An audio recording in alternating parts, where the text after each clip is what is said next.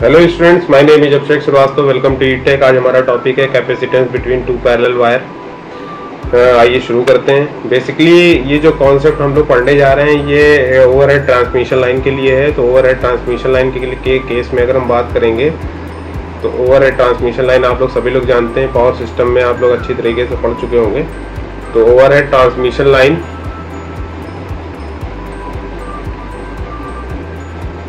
Overhead transmission line की बात करें, चाहे वो आपका एसी हो या डीसी हो,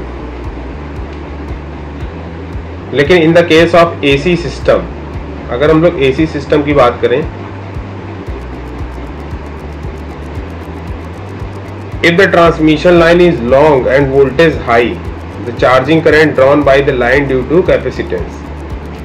अगर ट्रांसमिशन लाइन लंबी है, लॉन्ग है, और दूसरी कंडीशन ये है कि इसमें वोल्टेज की वैल्यू जो है वो हाई है, तो ट्रांसमिशन लाइन के वायर्स के बीच में जो चार्जिंग करंट है वो फ्लो होती है। या आपकी क्या है, चार्जिंग करंट। क्योंकि ट्रांसमिशन लाइन के बीच में एक सबसे बड़ी चीज होती है, वो होता है एयर। और एयर क्या है आपका, डाइलेक्ट्रिक मीडियम। डाइलेक्ट्रिक मीडियम, ठीक है। तो इसको अगर हम लोग समझें तो कैसे समझेंगे, मान लीजिए डायग्राम में आप देख रहे हैं, यहाँ डायग्राम बना हुआ है। यहाँ पर एक वायर आपका ए है और एक वायर आपका बी है। तो अगर हम लोग देखें तो डी क्या है, distance between the centre of the wire A and B. D क्या है आपका, डी आपका डिस्टेंस है दोनों वायर के बीच का। आर क्या है, radius of the each wire. R जो है रेडियस है हर तार का। और क्यू क्या है, charge in coulomb per metre of each wire. और जो Q है वो चार्ज इन कूलम है और दोनों वायर पे है।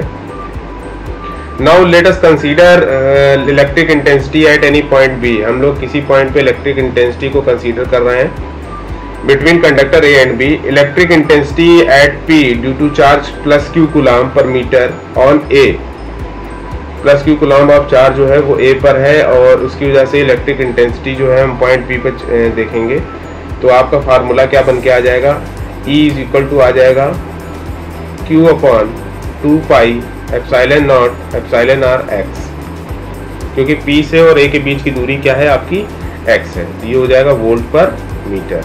अगर हम लोग देखेंगे कि intensity on P due to minus Q charge on the B, और यहाँ पर आपका एज यूजुअल अगर इधर प्लस Q है तो इधर आपको माइनस Q होगा, क्योंकि कैपेसिटेंस क्रिएट करने के लिए आपका दोनों चार्जेस का होना बहुत जरूरी है।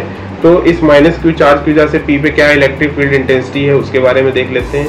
E इज इक्वल टू हो जाएगा Q upon 2 pi epsilon nought epsilon R D minus X volt per metre. Total electric intensity क्या होगी आपकी, total electric intensity E is equal to Q upon 2 pi epsilon nought epsilon R, bracket में आपको हो जाएगा 1 upon x plus 1 upon D minus x, ठीक है। Potential difference between the two wire. Potential difference को देख लेते हैं। पोटेंशियल डिफरेंस, पोटेंशियल डिफरेंस के केस में V is equal to integral sign radius R से हम लोग देखेंगे D माइनस R तक, E dx is equal to Q upon 2 pi epsilon nought epsilon R radius R से D माइनस R तक, क्योंकि D डिस्टेंस है दोनों वायर के बीच में, 1 upon x plus 1 upon D minus x into dx। इसको अगर हम लोग सॉल्व करेंगे तो V इज इक्वल टू हो जाएगा आपका Q upon 2 pi epsilon nought epsilon R log base E x minus log base E D minus x, ठीक है। और लिमिट आपकी क्या हो गई, R to D minus R is equal to Q upon pi epsilon nought epsilon R log base E D minus R by R, ठीक है, D minus R by R। और यहाँ पर आपकी इसके हिसाब से इसको हमने सॉल्व कर लिया। सॉल्व करने के बाद हम लोग आगे बढ़ते हैं। तो हमारा कैपेसिटेंस का क्या फार्मूला आएगा, कैपेसिटेंस इज इक्वल टू होता है आपका, कैपेसिटेंस का अगर हम लोग केस देखें तो C इज इक्वल टू होगा आपका Q upon V, C is equal to Q upon V। So C is equal to pi epsilon nought epsilon r divided by log E d minus r by r। ठीक है, इसको आगे अगर further solve करेंगे तो पाई epsilon nought epsilon r divided by 2.3 log base 10 d minus r by r। तो ये आपका क्या होगा, फैरेड पर मीटर के केस में आपका आ गया अप्रॉक्स। अगर capacitance for the length of the L metre wire, अगर वायर की लेंथ कितनी है एल मीटर, उस केस में देखेंगे तो C इज इक्वल टू आपका आएगा पाई epsilon nought epsilon r divided 2.3 log base 10 d upon r, और ये आगे क्या आ जाएगा आपका फैरेड में।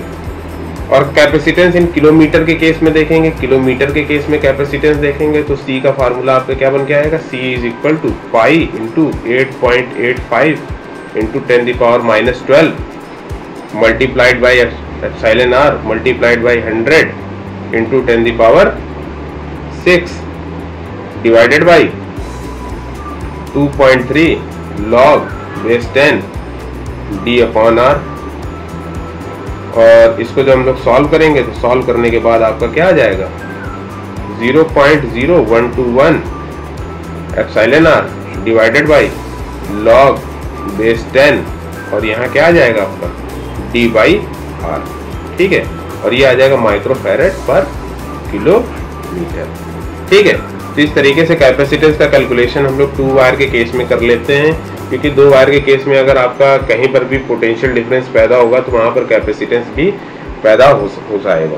तो आशा है कि आपको ये चीज़ समझ में आई होगी। अगर आपको वीडियो अच्छा लगा हो तो इस वीडियो को लाइक करिए, चैनल को सब्सक्राइब करिए। मिलते हैं नए टॉपिक के साथ। Thank you so much.